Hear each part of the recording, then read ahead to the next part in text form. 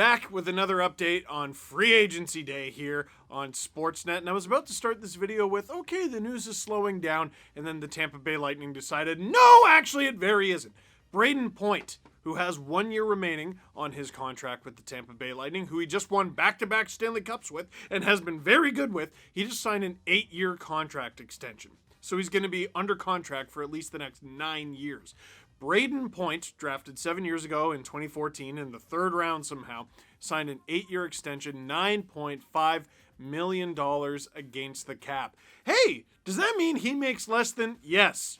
Don't bring it up right now. I'm very, very sad about it. But Brayden Point, I mean, perennial 30, 40 goal guy, a perennial just dominant player. His regular season numbers don't matter because he's so good in the playoffs.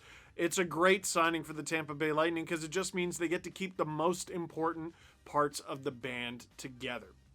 Much smaller moves now. Moving on to a different blue and white team having a very different day. The Toronto Maple Leafs signing David Kampf to a 2-year deal where he makes $1.5 million in each year.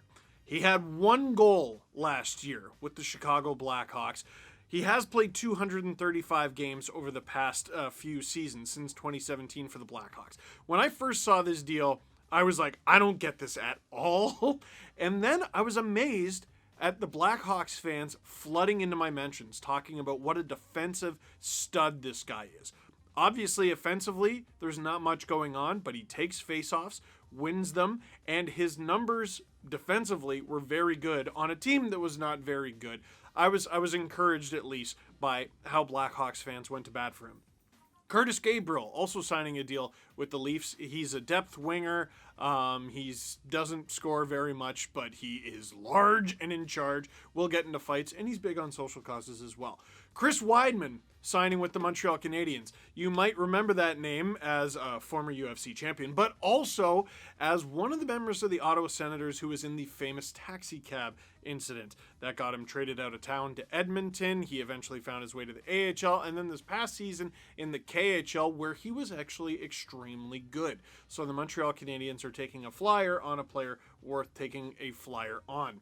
Brandon Sutter with an extension in Vancouver, 1 year, a little over $1.1 million for a depth center. Listen, you don't like him at the price that he was at. It was quite large, but $1.1 million as a depth guy, that could be okay for the Vancouver Canucks. Tony DeAngelo signing with the Carolina Hurricanes.